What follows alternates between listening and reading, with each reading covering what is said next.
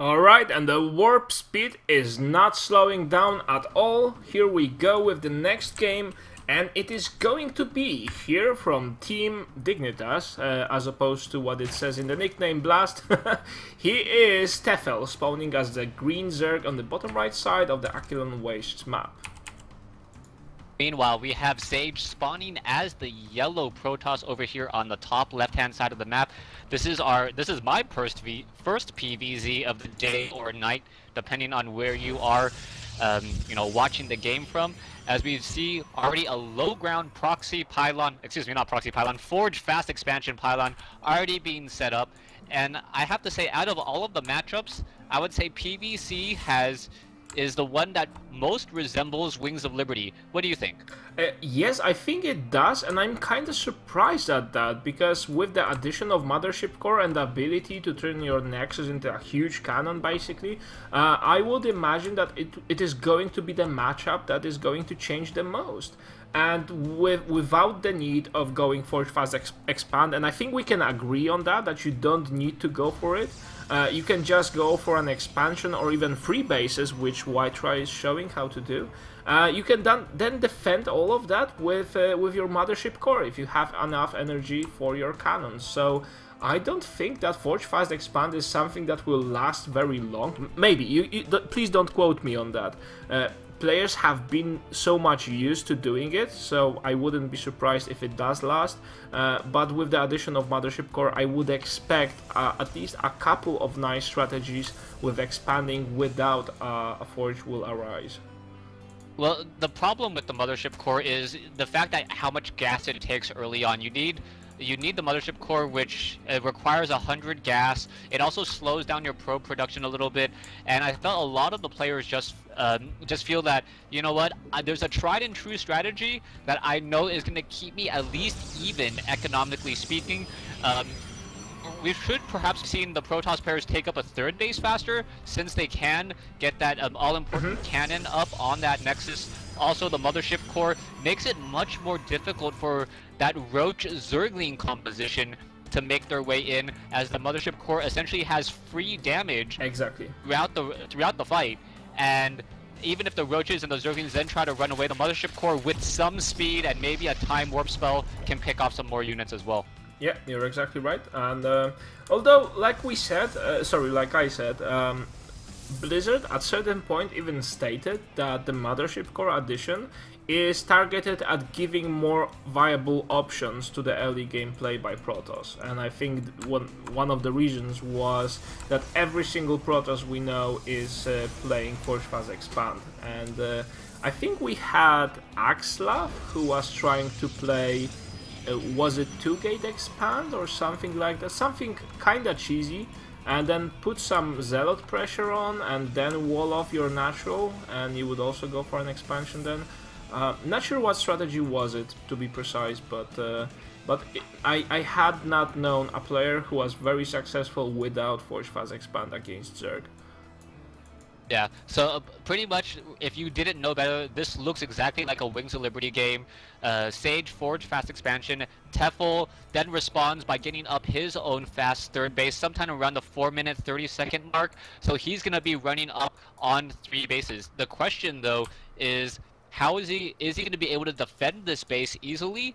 As he is a little bit further out, he didn't take the Destructible Rocks expansion over here at about the 5 o'clock position. Instead, he decided to build north. But if you sorry to interrupt you, but if you take a look at the map control, it is just tremendous for Tefel. All 4 Xel'Naga towers are being controlled by him. He has overloads all around the place. He is everywhere. So I'm not sure there is going to be anything that's going to surprise him. Yeah, the only thing that could surprise him, perhaps, is a Stargate with Oracle. The Stargate option and the Stargate opening is a lot stronger than it was in Wings of Liberty, just because there is the second option for detection. Before, it was always, I have to get the robotics facility, I need to get an observer out just in case they go swarm hosts. I have no way of dealing with them. Something along those sort of lines. But now you have that additional unit, but it looks like it is going to be a robotics facility. Yes, it and it looks like it could be perhaps Sentry Immortal 2 base. Well, let's see. He is going for an attack upgrade. Usually, the fact is is he going for an attack upgrade or not is the big tell if he's going to take a faster expansion with immortals and sentries. Or, you know, if he is going for the +1 upgrade, this is going to be aggressive style of play. But anyway, what you said about the Oracle is kind of interesting comment, because a lot of the players recently has said, yeah, well, Oracle has the detection, but it's a harassing unit, so I have it in my opponent's base at all times or somewhere around that base. And it actually takes too much time for it to be a viable detector while I have it with far away from my army. So, Good point. Yeah, Oracle is kind of problematic. I know what the design intent has been, and I love it. But then you would actually need to keep one of your harassing units in your own base for it to provide that detection. But still, we have Sage going for a drop, you know, sentries, 2 zealots, a very standard drop play, and then he's going for an attack with a mothership core and another bunch of zealots around here. No immortals though, which is very interesting. The immortals will be going now, so Sage is showing us some hybrid play of Sentry Immortal, and it's actually not very gas heavy. It's mostly focused on zealots. Zealots with +1 have a lot of firepower, and or maybe should I call it blade power. We already have roaches here. Sage has misplaced his force fields a bit and now has to save some of his units, but then the mothership core and another bunch of zealots is making their way into the Zerg's main. Alright, so the Zealots and the Mothership Core just simply walking in here. They are going to try to take down the Queen, as that's the only thing that can take down the Mothership Core. Zealots are slightly slower than that Queen while on creep, but off of creep, that Mothership Core is faster. We may see some transfusions as well. It may get stuck. Oh, the Mothership Core deciding to get the heck out, deciding not to recall all the Zealots back home. And I think Sage actually made a critical mistake when he was doing that two-prong attack.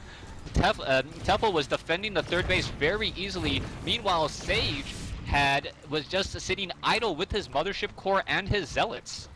Yeah, so right now, Tefel is just going to move around the map with his roaches to check for any leftover proxy pylons. He's going to defend his base with ease, although Sage is very much persistent with his drop. Has a lot of sentries right now, although I'm kind of worried on the energy on them. We have Hydras on the low ground, so Sage will need to take extra care and precautions not to lose his own sentries due to those Hydras. And now, yeah, using the recall, I think that was the best thing he could do at this point in time. He has dealt some damage, not a lot in terms of economy, but some, forced off a lot of units that won't be won't be drones for the Zerg, and now is going to get back defending his own base. So it's actually, you know, a nice display of how PvZ is evolving with this recall ability. Yeah, that recall ability, Protoss players very much able to extend or even overextend without sacrificing all of their units. And it looks as though there is going to be a strong counterattack. Tefel is finding the right time to counterattack Sage. Sage still does not have the extended thermal lance range. He has 2 Colossi, but is it going to be enough? Tefel does not have the Glio reconstitution on his roaches, so the movement speed is not there for his Hydralisks or his roaches as well. It looks like there will be enough time for Sage to dig in his heels, sit in the trenches with those very, very powerful splash damage Colossi, and then perhaps try to do another sort of push, as we now see Tefel with Swarm Hosts in the middle of the field. And this is getting even more interesting as we speak. I would love to see how Sage is going to deal with the Swarm Host. Lots of people are complaining, oh my god, it's just spawning 3 units, and that's partially true.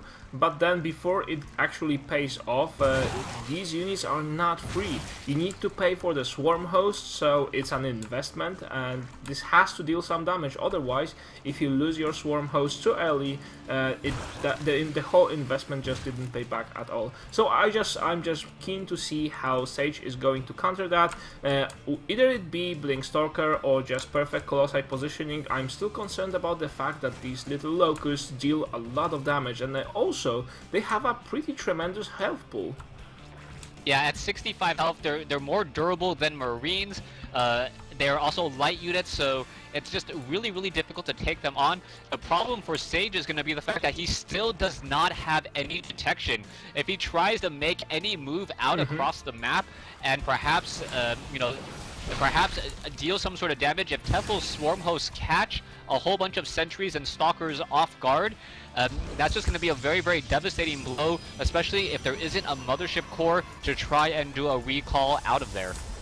Also, a very interesting choice of the base from the Protoss. I didn't comment upon that earlier, but you would be expecting that the first choice of the third will be the one that's up north for the Protoss, as well for the Zerg, but it seems these guys have made a completely different decision. Now Tefel is moving on to moving out to attack. The Protoss has already 3 bases going for the 4th, but that 4th may as well get denied, and we will see how Sage plays against this. There are Void Rays on their way, but I'm not sure how useful will that be against so many Corruptors and Hydras. But hey, we will see in a second. Sage engaging the... Oh wow, that's actually some nice spoon with the force fields. The Zerg's units are just cut in half, and then a wave of Locusts is on its way. He has to be careful. He doesn't want to lose too many units against Locusts, and then he wants to try to get between the cycles and then try to take down the swarm hosts themselves. Alright, all you can really do is hope that a mothership core, the time warp, could be utilized. You can see how far the range is on those swarm hosts. And if someone told you, you know what, Zerg has a new range, or a siege range unit that has about a range of 36, you'd be like, wow, that sounds absolutely broken. But that's essentially what the swarm hosts are. They're just slowly walking out across the map and doing a little bit of damage and really pushing back Sage. Sage doesn't have the answer for this yet, and I believe he still does not have an observer. Yeah, that's completely right. And now Sage just chose the moment between all of these swarm hosts, warpins, if we can call them that. A huge battle on our eyes being played out, and I think the Zerg has kind of mistrusted his own strength, and well, it's going to be interesting without detection. But then I don't know why Tefel just gives the game. That's yeah, well, what we saw there was Sage was really specific in actually attacking his own units. He knew where the swarm hosts were, so he just attacked his own stalker, and then the swarm hosts were dying. So he would sacrifice maybe 3 or 4 zealots and a stalker, yeah. and then take down all of those swarm hosts there. And with that, Tefel was like, you know what, I really invested a lot in that attack, an attack with 5 or 6 colossi. That mobile and a mothership core, even if he overextends, they can recall instantly out of there. There's no way that Tefel could have gotten back into that one. Well, maybe so, but then maybe I was just spoiled by watching too many GSL games, but these guys are able to come back from games that look so much one-sided and still win.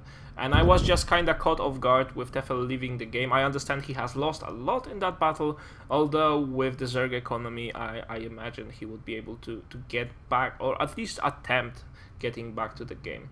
Anyway, we'll be having the game number 2. Sage goes 1-0 right now, and we will see how he does in the second game of the series. So we'll be having that in a second. We don't know what the map is going to be yet. Tefel will be picking that, so he'll probably pick something that favors Zerg. What sort of map he's going to go for?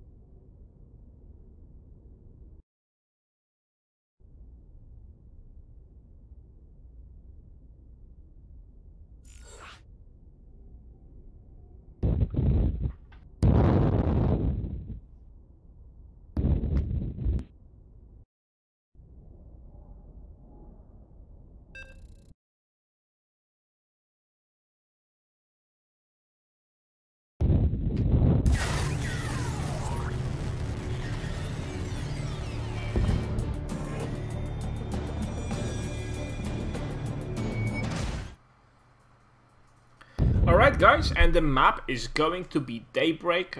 Daybreak, one of the oldest and most hardcore Starcraft 2 maps. What do you think? Yeah, I remember the weekend when Daybreak, or when Daybreak was officially released. I was casting with Day 9 in an event in Ventura, California, and it was such a macro map at the time. Zerg players were really starting to find out how great Infestor Broodlords were, and it was such a Zerg favorite map just because the map starts off very big, so that Zerg players can expand across the map, set up bases, and then when they want to, they can shrink the map by taking down the center destructible rocks, and then with those slow-moving Broodlords and those Infestors, just push into the Terran or the Protoss. Yeah, you're exactly right. You know, this map has, I think, been one of the first to introduce the concept of rocks which slow down the pace of the game. Because without the rocks on the middle, the rush distance between the two bases would have been actually very fast. Now, as we can see, the scouting probe, and every other unit in the game, before you take down the rocks on the middle, just takes a longer while to reach the opponent's base. And Tefel, as usual, he is starting with I guess 14 pull. That's one of the signs to recognize you're casting Tefel. He always go for 14 pull no matter in the matchup, which I think in some aspects is his strength, at least on ladder, but then in offline tournaments, when someone just researches, oh, this is Tefel and he always goes for 14 pull, people can exploit that. Sage going to annoy Tefel with a little bit of mineral harassment, and probably is going to get back to his own base, although the last game we saw he placed a pylon to block the expansion. Alright, so there's that pylon once more. One of the strengths of that 14 pull is you can get the Zerglings out quickly, you can shut down that pylon, and also it doesn't hurt your economy just because you can get that early queen. So the queen will be out, will be hitting those injects, and Tefel will perhaps just come back, train up some more units, get up to that magical 4 Zergling numbers that a lot of Zerg players like, and then try and double expand behind this. Meanwhile, we can see Tefel has a good idea of what Sage is going for. The Nexus is down, the Forge is down. We should be seeing a cannon and a gateway any second now, as there already are Zerglings out on the field. Yeah, and the expansion will go down for Tefel as well. The scouting probe, I was wondering if Sage was thinking, well, I'll do some more damage and place down a cybernetics core there or a gateway, whichever of these buildings works. He wouldn't be able to place a cybernetics core though, because he still didn't have his gateway finished. But anyway, when a Zerg is thinking, yeah, I got this I got this pylon, it's easy, I will build my own expansion now. And then the Protoss places another huge building that actually takes a long while for the Zerglings to take down. It's so annoying for the Zerg player. Alright, and talking about annoying, we now see Sage setting up a proxy cannon rush over here at the third base. This is something that most Zerg players should be aware of.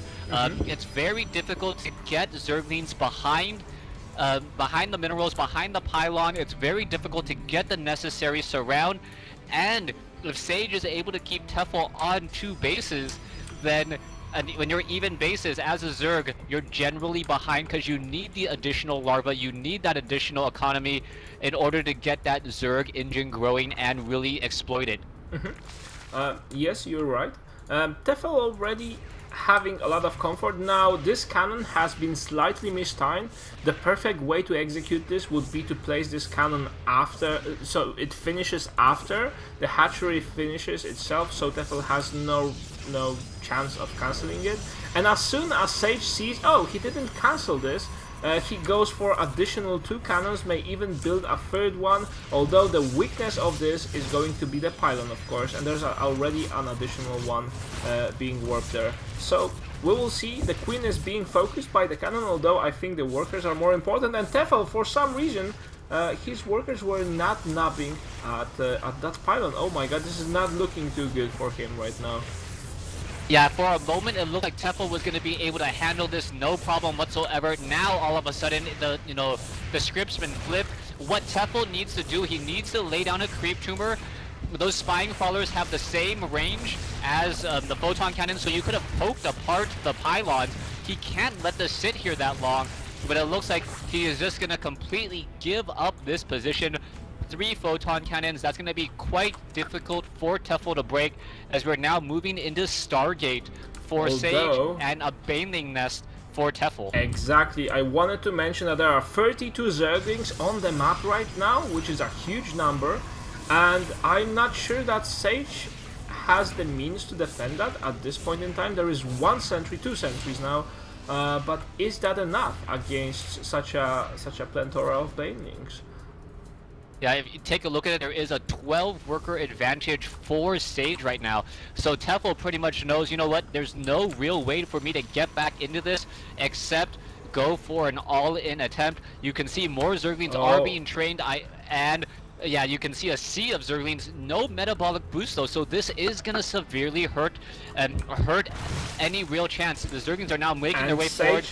Sage has scouted it all, and here we go, guys. Oh yeah, one very nice force field. Will we have another one? And the Banelings go for the combination of the cybernetics core and the gateway. Not so much effective, but then it seems like the funnel of love is open in a sec.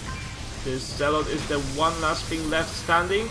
And the Zerglings are nearly in. Oh, such a precise defense by Sage. I love his cannon placement, and he in fact will have a huge chance at defending this. Yeah, he's perfectly positioned himself. The 2 sentries will buy himself another 20 seconds. More Zerglings are coming in. You can take a look. There, Sage gets the victory, and Tefel loses 0-2 to Sage's very impressive, very different style of games. And by the way, Sage is one of the most innovative players out there, and this is one of the reasons why I really like casting his games. You can usually expect something that you wouldn't have saw earlier, and that's really great about casting Sage. So anyway, this series is complete now. We'll be looking for another match quite soon, and today's edition of this tournament is going oh so quickly. So anyway, guys, we'll be back with you in a while. Don't be worried, we won't be going anywhere. We just need to find another set of players that will want to be gladiators of the virtual scene and rip each other apart in the world of Starcraft. So don't go anywhere.